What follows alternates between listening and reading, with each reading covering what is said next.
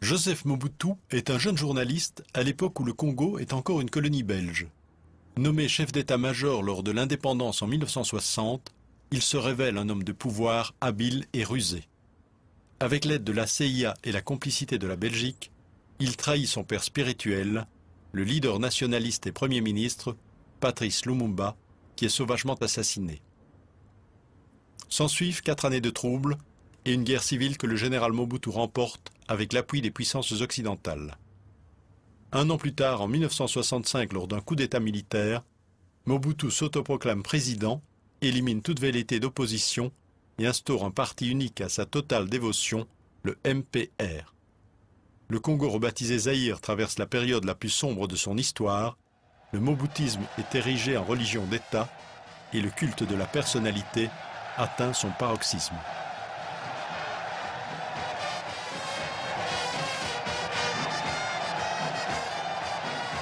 Le moboutisme, ça se résume en ceci.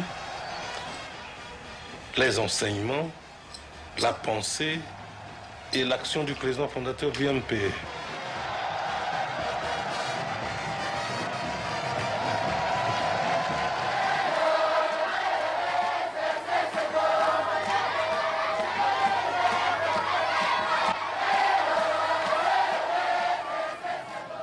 Lorsqu'on a affaire à un peuple comme le mien, on ne peut pas se sentir fatigué. Un chef qui se sent aimé, et vous voyez ce plaisir de se savoir aimé par son peuple. Je ne dis pas adoré pour ne pas exagérer. Se savoir aimé, ça fait plaisir. On se tuerait pour ce peuple.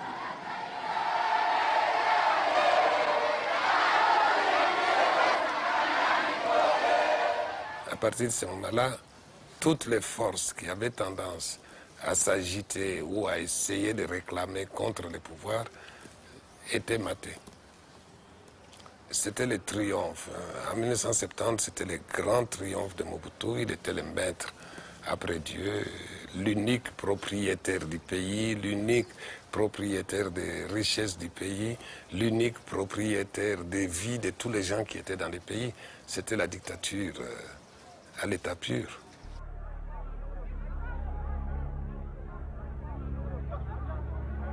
À l'université, Mobutu est publiquement bravé, l'épreuve de force est engagée.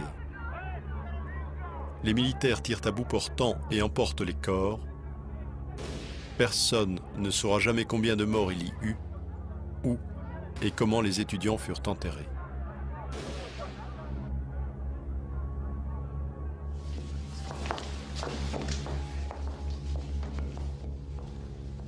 Les leaders de la contestation passent en jugement. 12 d'entre eux sont condamnés à perpétuité. Pourquoi est-ce qu'on doit faire cette interview dans cette clandestinité? C'est parce que on est plus libre d'expression. Ce qui fait que si on doit le faire dans un lieu où passerait tout le monde, vous serez victime d'expulsion, tandis que moi, je moisirais certainement en prison ou même être décapité. C'est tellement grave. Tellement grave que personne ne l'ose. Personne ne peut pas. Personne n'ose ça, voyez-vous.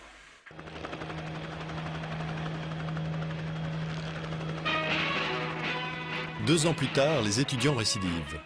Le président Mobutu fait fermer l'université et incorpore les 2000 étudiants dans l'armée.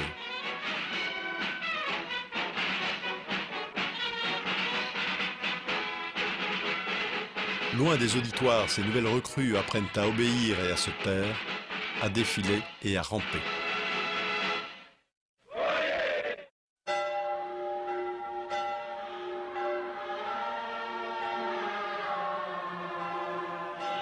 Après l'université, c'est au tour de l'Église d'oser émettre des réserves et de critiquer le parti État et son président fondateur. J'ai toujours essayé de défendre ce que je croyais être la vérité et la justice.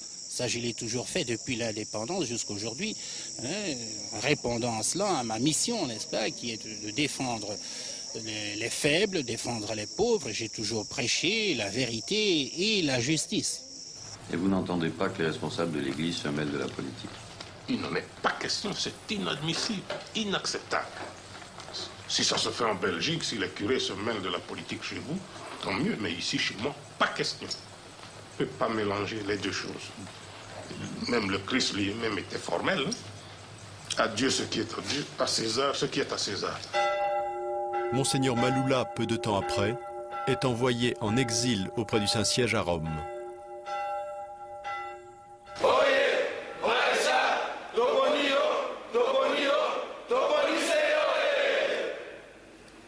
Soldats zaïrois, notre serment. J'agis, fidèle au président fondateur, fidèle au président fondateur, fidèle au Père, fidèle au Père, fidèle au Père. Il était question de préparer un coup d'État militaire à la date du 30 septembre. La seule possibilité, c'était mon élimination physique. 5 ou 6 jours avant le coup, un adjudant est venu me mettre au courant et on a remonté la filière. Ils sont au nombre de 29, donc civils et militaires, oui. Aux arrêts. 12 généraux sur 21, si je suis bien informé, ça fait quand même un beau total. Et alors? Ça montre l'ampleur de ce complot, non? L'ampleur, je ne crois pas. Il ne faut pas dire ampleur pour une armée de 60 000 hommes.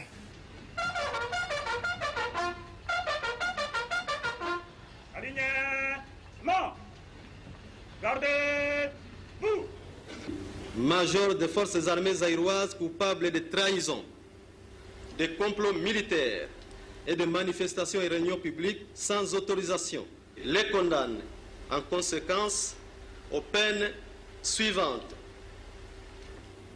À la peine de mort pour trahison, à la peine de mort pour complot militaire, à 5 ans de servitude pénale principale pour violation de consignes. Prononce une peine unique, la plus forte soit la peine de mort. Au général, je suis innocent, mon chef m'a blanchi et j'ai introduit mon recours en annulation auprès de mes avocats. Bonsoir, mon. À l'issue du procès, 13 officiers sont exécutés.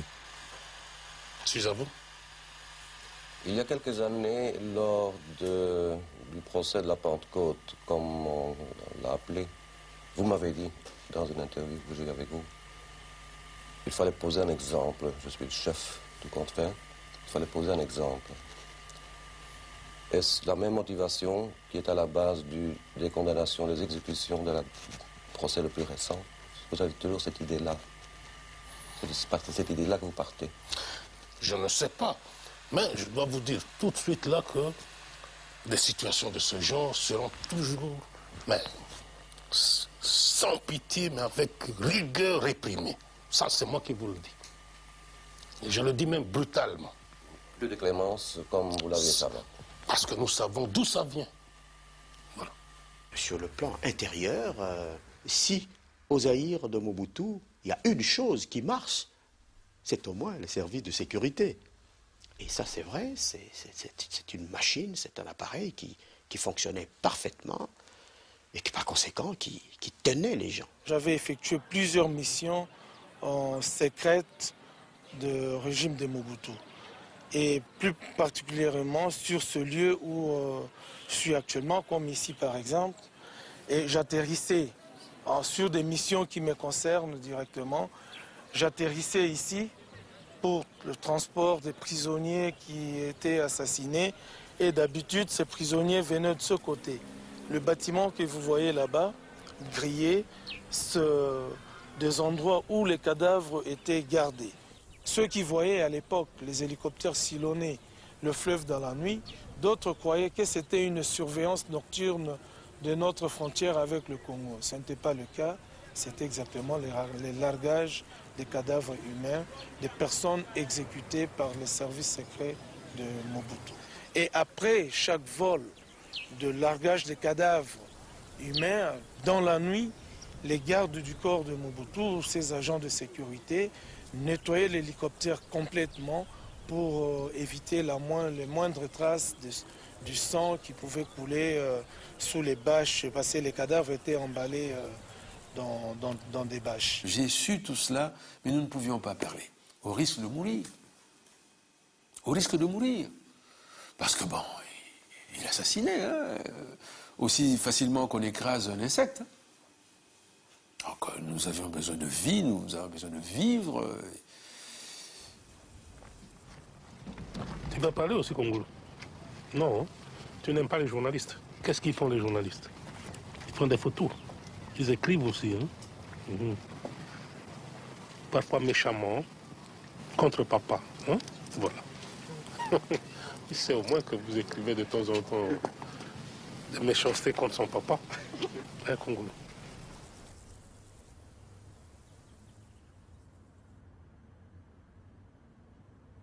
Fils bien-aimé Jean-Paul, tu es déjà à l'âge de comprendre certaines choses, et même plus, surtout pour la vie de celui que tu as connu comme père, et dont les premiers ennuis et soucis ne sont pas seulement d'ordre familial.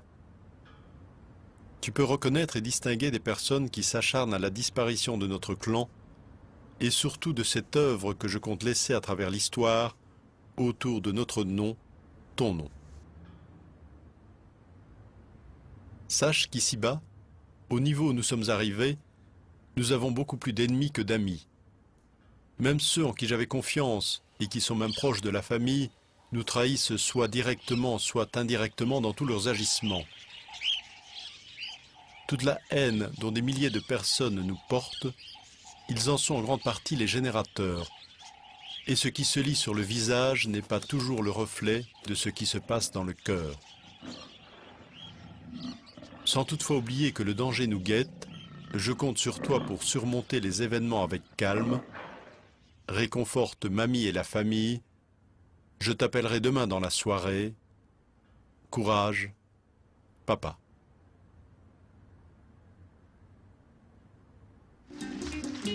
Yamama Mobutu Sese Seko Ikambo ebandaka bakoko na zai Opesanda kisana banae Citoyenne Mama Mobutu Akokisi bambula tukubisato Nami bale tokembisa ye Kubengaka ye mama dokumu ya moka zaire. Entre deux pas de danse, le président, aux côtés de sa femme Marie-Antoinette, savoure le succès et la reconnaissance que lui confèrent les dignitaires de l'ancienne puissance coloniale, le royaume de Belgique.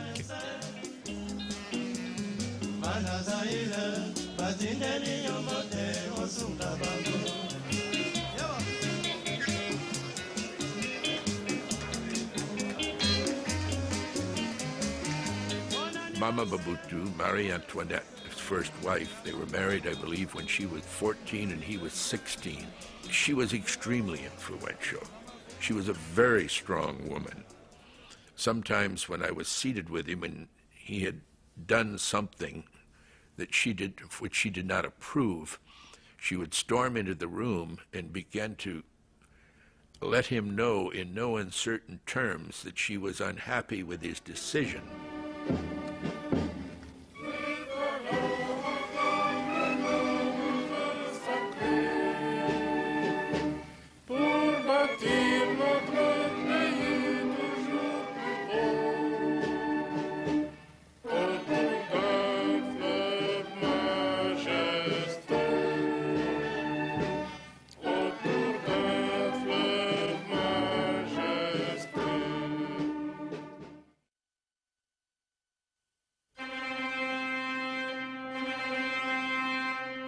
Quelque temps après le décès de sa première épouse et quelques jours avant l'arrivée à Kinshasa du pape Jean-Paul II, Mobutu se met en règle avec Dieu et son peuple il se marie avec une institutrice, Bobby Ladawa, son ancienne maîtresse avec laquelle il a déjà 4 enfants.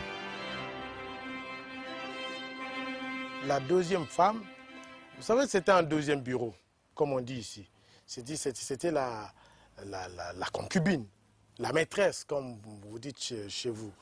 Toute sa vie, cette femme s'est comportée en maîtresse. Pour la petite histoire, ça peut être intéressant qu'elle avait notre jumelle qui s'appelait Kossi et qui est devenue la femme de Mobutu. Les deux. Les deux sont devenus la femme de Mobutu. J'étais toujours étonné, mais j'ai toujours mis ça sur le plan de la tradition africaine. Comment deux femmes, deux jumelles peuvent partager le même amour, je dirais. Et j'ai vu que ça s'organisait très très bien, c'est-à-dire qu'ils partageaient les choses équitablement et qu'ils aimaient profondément ces deux femmes. Mais tout ça s'organisait très bien à table. Elles étaient toutes les deux. En voyage officiel ou officieux, elles étaient toujours là. Et ça s'organisait assez bien.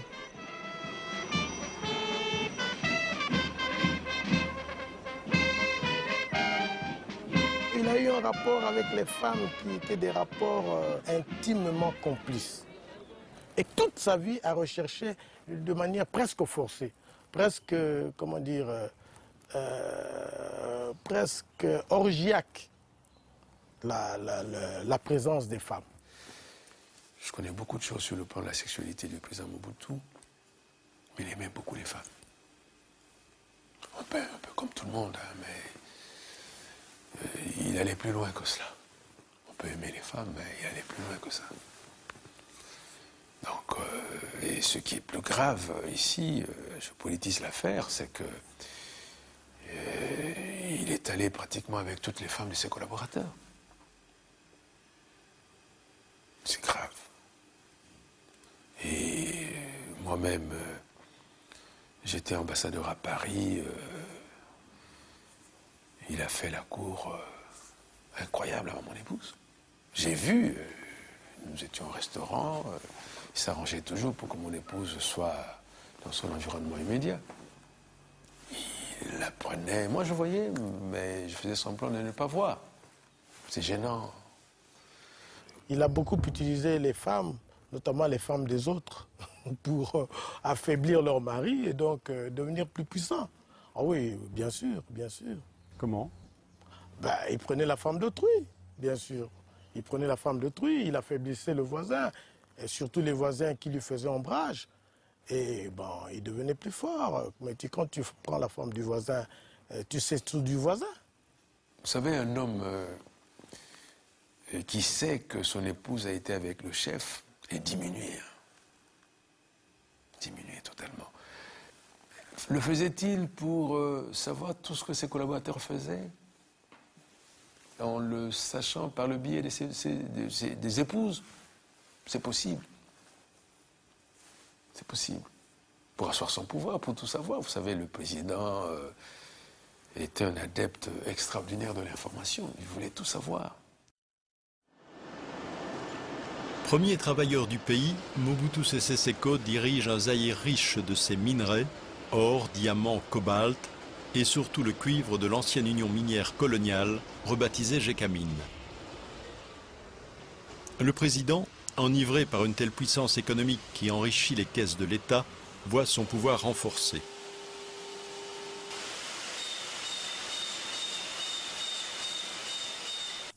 Il conçoit de pharaonesques projets industriels pour le pays, devenu un nouvel Eldorado pour affairistes internationaux. C'est l'époque des éléphants blancs, ces travaux gigantesques qui vont remplir les coffres de grandes sociétés internationales et les poches de quelques notables mobutistes.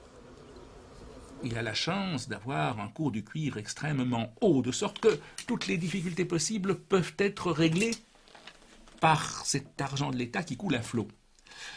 Et ça va monter à la tête de Mobutu. Mais trop de facilité va aussi engendrer la corruption. Et cela va lui monter à la tête tant et si bien qu'il va véritablement, si j'ose dire, se prendre pour Mobutu. Vous savez que le Zaïre à ce moment-là est un dragon.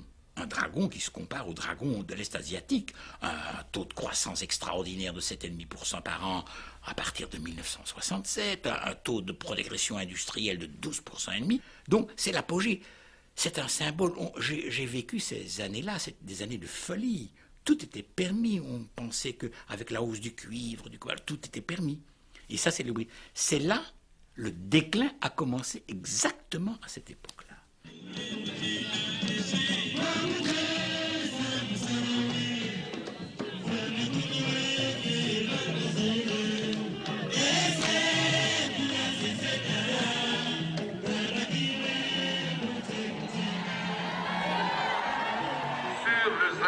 Financièrement malade, beaucoup de médecins se penchent, chacun avec son diagnostic et ses recettes thérapeutiques. Qui pour un traitement de choc, qui pour une chirurgie radicale. Nous ne sommes pas des mendiants parce que nous reconnaissons nos dettes. Notre pays ne peut pas être condamné suite à une baisse inhabituelle et imprévisible des cours du cuivre. Nous avons une politique et des perspectives. Et ceux qui nous feront confiance ne seront pas déçus.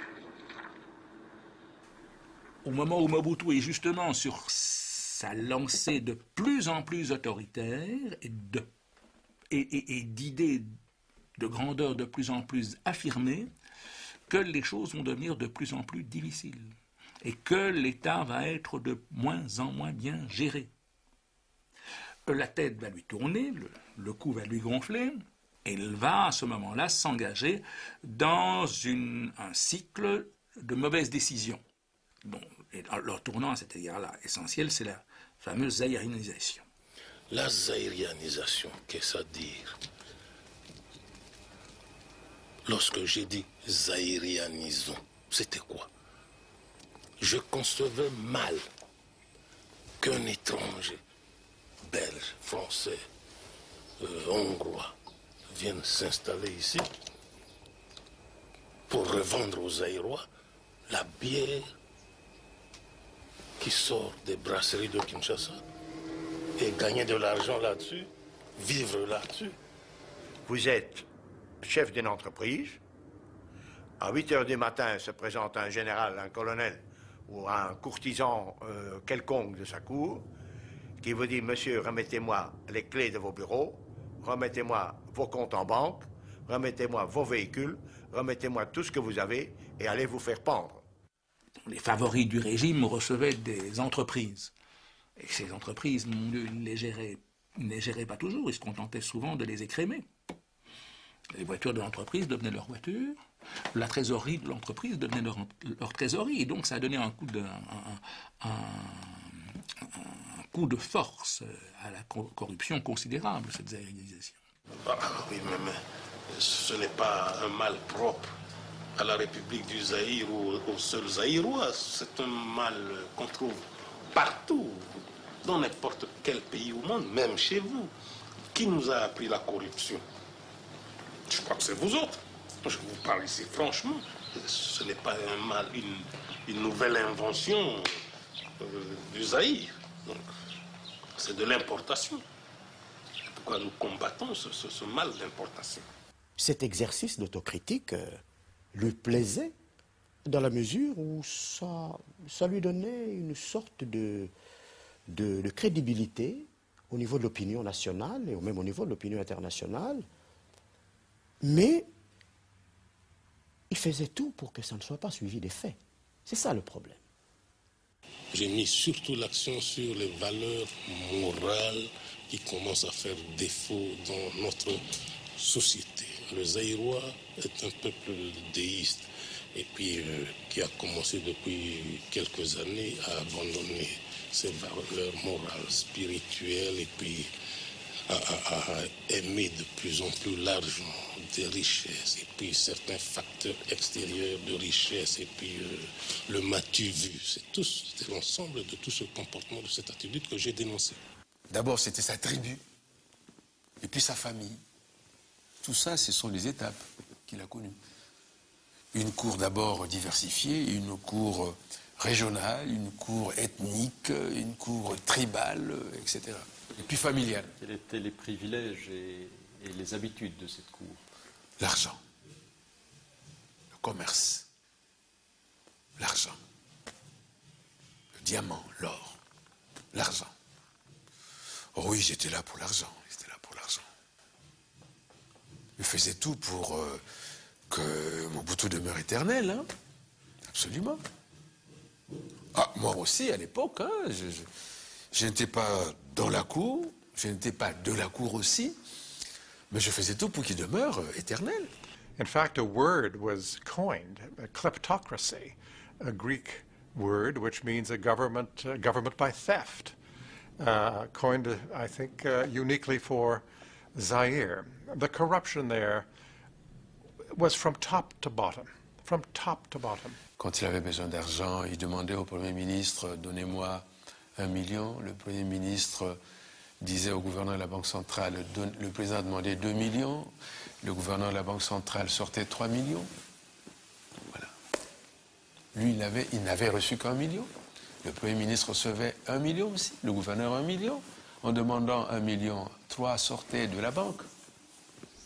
I think there became a confusion, perhaps in Mobutu's mind, as to, you know, l'état c'est moi. He was the government, therefore the treasury was his piggy bank.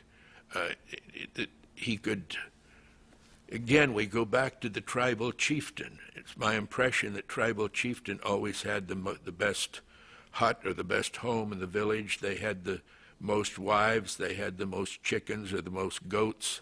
He was also so clearly a man who had amassed a fortune for himself from all aspects of economic life in Zaire. He'd accumulated wealth that I have no reliable way of estimating, but I can tell you that it is often considered to be as much as 3 or 4 billions of dollars that he had in accounts elsewhere. Alors vous avez une dizaine de propriétés en Belgique, c'est ce dont on parle aussi, 2 en France, 1 en Suisse, Portugal, Espagne, plusieurs ici. C'est ça la fortune. C'est avec la dotation présidentielle Madame, que... selon vous, c'est ça la fortune? Si c'est ça la fortune, alors dans cette condition, madame, eh bien, c'est la tête de quelqu'un qu'on veut. Lorsque chez vous, il n'y a que le mot argent à la bouche, celui qui vous arrache ce beefsteak de la bouche, c'est un homme à abattre. Voilà la vérité. Il y a d'autres estimations. Laissez-moi continuer. Et vous tournez autour du pot la fortune du président Mobutu. La fortune du président Mobutu, c'est plus que la dette du Zaïre. On ergote autour de ça. Soyons sérieux. Et ne tournez pas autour du pot la fortune du président Mobutu. La fortune que vous avez tirée du Zaïre, c'était par Léopold II qui nous a spoliés, qui nous a pillés. Voilà, ce n'est pas Mobutu. Ce que j'ai fait pour mon pays, toute ma jeunesse, toute mon énergie, vous voulez expliquer à ce peuple par vos écrits, il le fait pour l'argent. Faire ce que j'ai fait, ce n'est pas pour l'argent, mon cher ami. Je le fais parce que par nationalisme, par patriotisme. En pleine crise économique, en collaboration avec des industriels allemands, Mobutu inaugure un ambitieux programme spatial dans l'est du Zaïre. 8, 7, 6, 5, 4, 3, 2, 1, 0.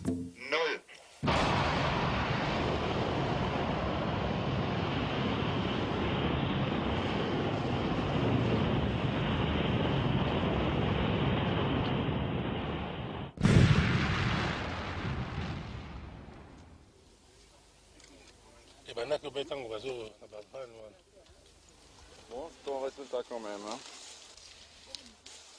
Il y a eu une vanne qui n'a pas marché. Ah oui, propulsion, il équipe bien.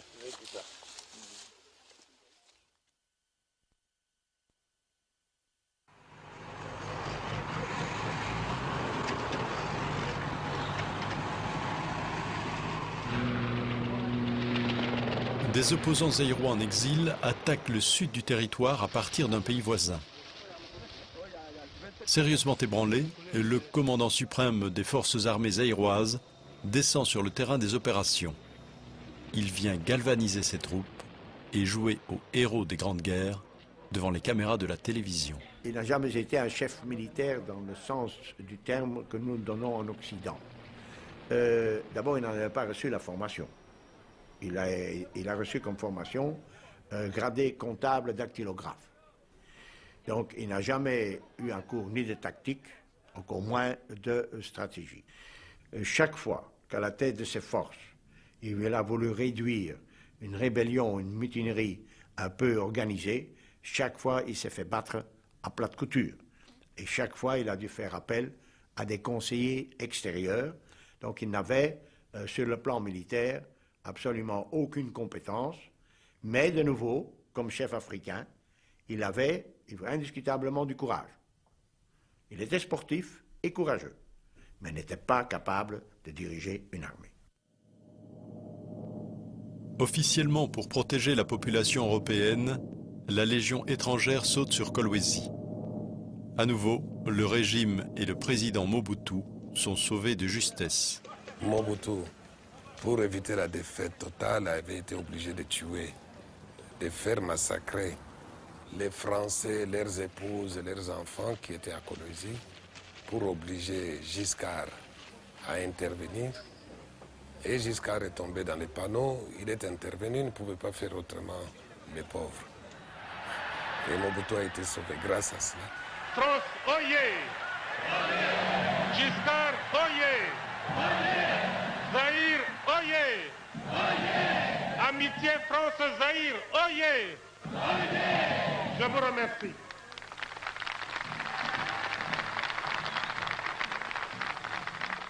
Chaque fois que son armée subissait des défaites, des reculades, lui, il augmentait en grade. Chaque fois. Et ça, c'est quelque chose qu'on ne comprenait pas. Il parvenait à transformer ses défaites en victoires.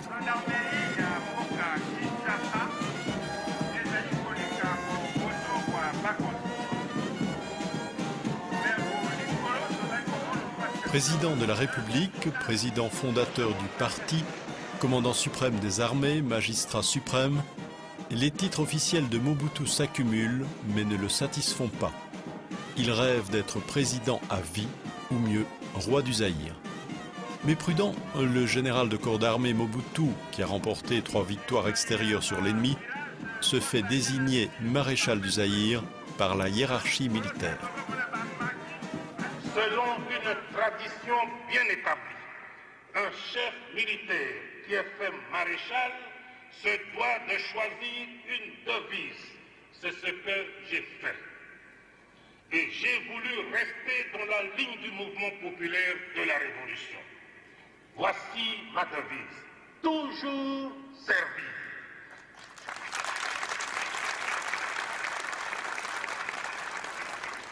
Interdiction d'exercer les droits civiques et politiques pendant 5 ans à l'endroit d'Ngalula, Tshisekedi. 13 parlementaires, dans une lettre ouverte très critique adressée au président, dénoncent le régime et la corruption institutionnalisée. Parmi eux, Étienne Tshisekedi, l'artisan de la première constitution, l'ex-ministre de la Justice et de l'Intérieur.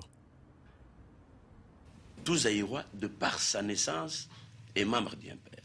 Or, comme dans un parti, il y a ce qu'on appelle le règlement intérieur, qui entraîne la discipline du parti.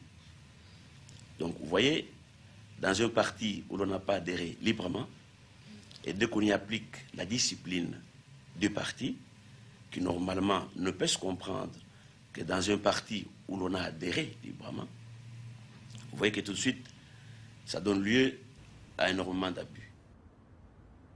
Tshisekedi et les parlementaires dissidents ont osé élever la voix. Ils sont rapidement arrêtés pour outrage au chef de l'État et condamnés à 15 ans de servitude pénale. L'opposition d'abord, selon vous, c'est quoi? Ne me dites pas. Est-ce que les aigris ont un certain droit aux Zaïre? Je vous dirais oui. Les aigris, ça existe dans mon pays. Lorsque Tshisekedi a été mon ministre de l'Intérieur, mon ministre de la Justice, lorsqu'il a été pendant 7 ans vice-président de notre Assemblée, président, directeur général, délégué général d'Air Zaïre, ambassadeur. Eh bien, depuis qu'il a perdu tous ses titres, il devient aigri et pour vous, c'est un opposant. Les 13 parlementaires sont bel et bien en prison, gardés militairement, avec interdiction formelle de visite. Leur statut maintenant, c'est ce que les juristes appellent une mort civile en quelque sorte. Je crois que c'est ça. C'est à eux à se conduire pendant cette période convenablement en principe. Et ce même Mobutu qu'on chantait hier, avant-hier, on le traîne dans la boue. Ne confondez pas les choses. Mais est-ce qu'ils doivent chanter encore alors vive Mobutu? Comment? Je n'ai pas besoin de cela. Croyez-moi, je n'en ai pas besoin. J'ai besoin de 27 millions de citoyennes et de citoyens que je dirige. Eh bien, les quelques aigris là, comme on le chante chez vous, les chiens aboient, la caravane passe. Et c'est une caravane de 27 millions d'habitants. En République du Zaïre, on s'exprime librement et clairement. Et dans la discipline du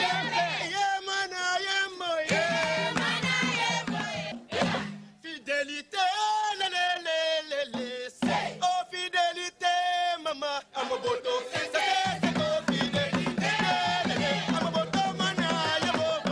Il avait imaginé un système de manège forain. On rentrait dans le manège, dans les chevaux de bois, et puis alors, plus on rapprochait de l'axe, plus on avait les pouvoirs. Mais si on n'était pas tout à fait, si les intrigues se nouaient, et que bon, il y avait des oppositions, eh bien on reculait. Alors il y avait tout ce système, n'est-ce pas, mobutiste, typiquement mobutiste, mais finalement qui est repris, je crois, par tout le monde. C'était la promotion, la permutation, la rétrogradation, la mise en réserve de la République, l'exclusion jusqu'à aller dans les limbes, vous savez, d'une ambassade lointaine peu rémunératrice, et puis on était finalement toujours récupérés. Tous ceux qui étaient éliminés avaient toujours l'espoir d'être mis en réserve. Il y avait toujours possibilité, n'est-ce pas, d'un retour et d'un pardon accordé par le père fondateur. Je peux affirmer, un peu comme le bon pasteur de l'Évangile, je connais mes compatriotes et mes compatriotes me connaissent. Je dois parfois frapper, et même très durement. Mais comme vous le savez, nous vivons sur la terre des hommes. Et si un chef doit savoir punir, j'estime que le pardon est quelquefois nécessaire. Ceci dit, mon chemin est simple. Vous êtes aujourd'hui bénéficiaire des mesures d'amnistie que je viens de prendre. Vous sortez de la prison. Vous rentrez d'un exil. Le lendemain, vous recommencez. Aussitôt, je vous reprends et vous retournez en prison.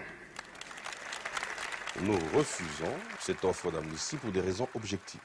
Nous devons aussi, en rentrant, entrer dans le MPR, c'est-à-dire renoncer aux principes pour lesquels nous avons lutté pour le moment. Donc, en quelque sorte, faire une reddition sans condition. Aussi, nous refusons de le faire dans des conditions humiliantes et dégradantes. Faire amende honorable, aller nous mettre à genoux, faire allégeance devant le président Mobutu, nous estimons que cela est une abjuration politique grave que l'histoire et le peuple ne peuvent jamais nous pardonner. Boyoki, ancien premier commissaire d'État, ce qu'on a évité la Kotanga Kombonaye, citoyen Gounz, Boyoka qui va déclaration il y a sali à Bruxelles. À Kepe Kosala en Amérique, à l'objet 30 juin, à l'ingé réconciliation, à Zali Kozong. Après ce date, il y a Zali Kozong.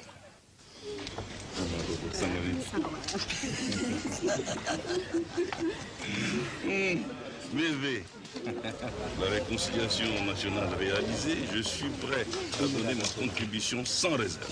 Le service politique, au plus haut niveau. Au plus haut niveau, c'est pas moi qui le décide. Mais je peux rendre service à n'importe quel échelon.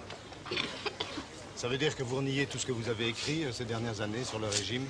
La réconciliation, d'après le Robert, dictionnaire, le meilleur dictionnaire de la langue française, c'est l'acte qui met ensemble des partis qui étaient en conflit. À partir du moment que vous utilisez le mot réconciliation, il faut être conséquent avec la langue française que vous utilisez. Mobutu n'est plus l'incarnation du mal zaïrois pour vous? Mobutu est le président du Zaïre. C'est clair. Lorsqu'on se considère comme chef, on doit aussi pardonner, on doit aussi parfois oublier, madame. C'est ça. Pourtant, certaines personnes vous ont traîné dans la boue, en Occident notamment, je pense à Nguza Karlibon, et vous avez pardonné. Ah, mais j'ai pardonné, madame. Il était condamné à mort, ben, je l'ai gracié. Il est libre, il est avec moi pour des raisons qui lui sont propres, que je connais. Voilà tout. Pourquoi pardonner à des gens qui vous nuisent? Oh, madame, voyez-vous, dans mon cas, où on est chrétien, où on ne l'est pas. On m'a appris à pardonner et je dois le prouver. Vous savez, le président Mobutu avait du monde politique un peu une vision de joueur. Vous savez, je crois que pour lui, la politique, c'est un jeu.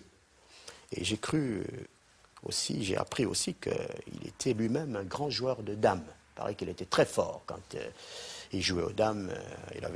Il trouvait difficilement des adversaires pour le battre. Eh bien, je crois qu'il avait conçu l'ensemble de la vie politique comme un jeu.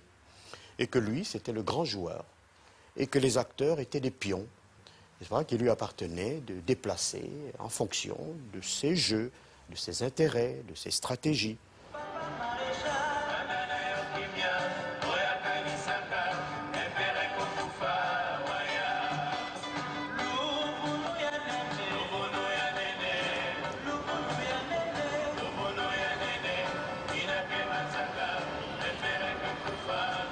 Maréchal du Zaïre, ta perspicacité et ta sagacité, transcendées du ciel comme une science infuse, de façon prime sautière, sont sans pareil. Ô toi, candidat de l'unité, ego elegivos, ut vitam habeam, non pereiam in tenebris.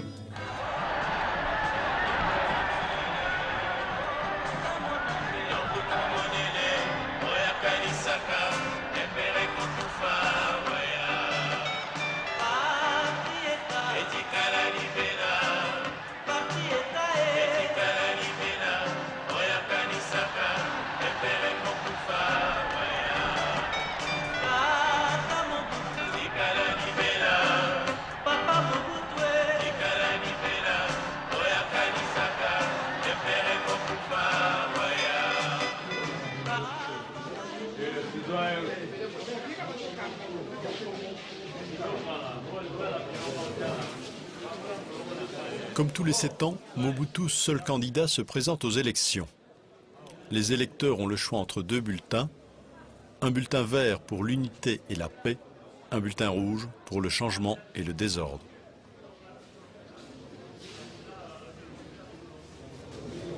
Présenter des bulletins rouges dans certains coins de la République, mais c'était considéré comme de la provocation pure et simple. Ça n'était pas facile.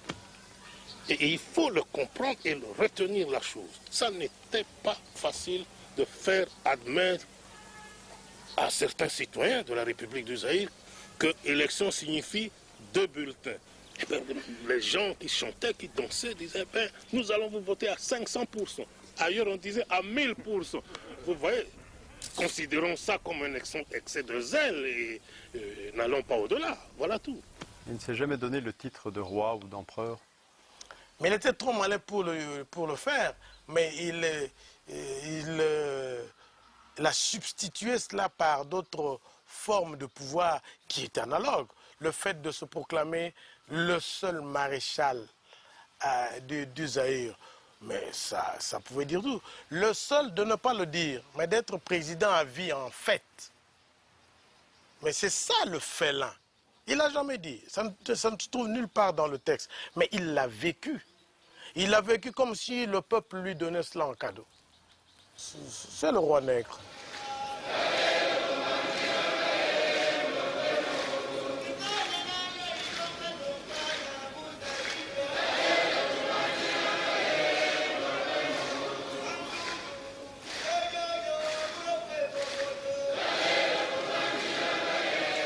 élu à l'absolue unanimité des suffrages, Mobutu légitimise sa dictature lors d'une rituelle prestation de serment en présence de tous les corps constitués de la nation zaïroise.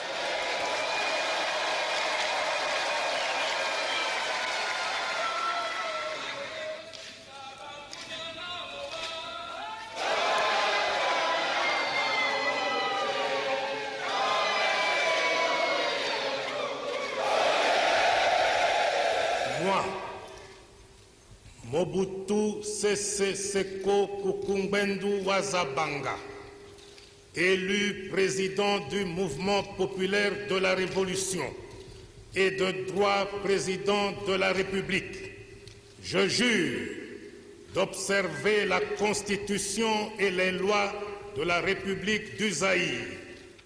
Au nom du peuple zaïrois, dont nous sommes les témoins en vertu de la Constitution, et en notre nom personnel, nous vous adressons nos félicitations les plus chaleureuses et les plus déférentes et vous réitérons notre attachement.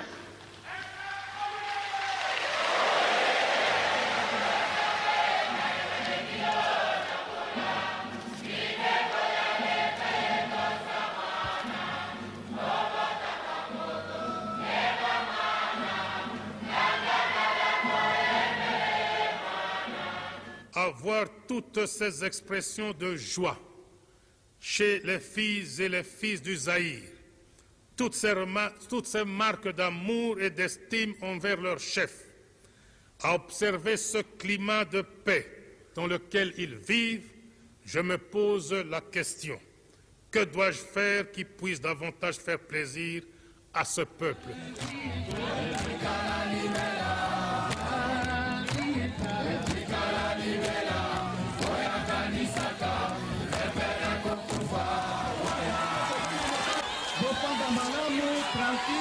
Tombola ezali kaka kokontinue bana mobali lelo tozali na esengo monene ndenge mama na papa baye tokobeta maboko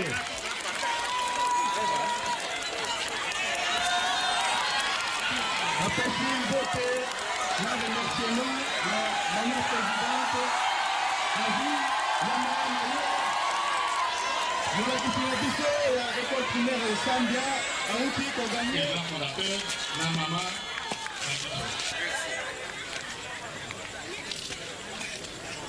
Bana mobile maboko. Bopesa maboko.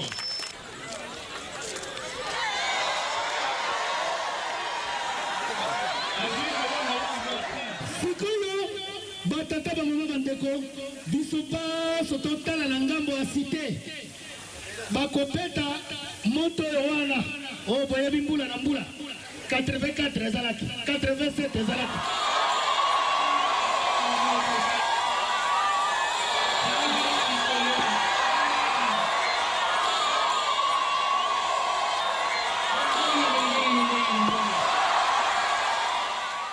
I had the feeling about him sometimes that he'd used up the pleasures in his life. If I can put them that way, if I can put that thought that way. I think that there were times when he was bored, and that increasingly his life was dominated by a kind of boredom. I thought of him as a person who had his homes in Paris, in Switzerland, in southern France, and all the money that anybody could possibly want, and had found that it hadn't brought him the full measure of satisfaction that he yearned for. He was still a person in his mid-50s, which is not all that old, and yet this kind of sober quality to him was often to be found. And I can imagine a Mobutu who felt himself increasingly in a fortress. His isolation is increased, and his misery must have increased.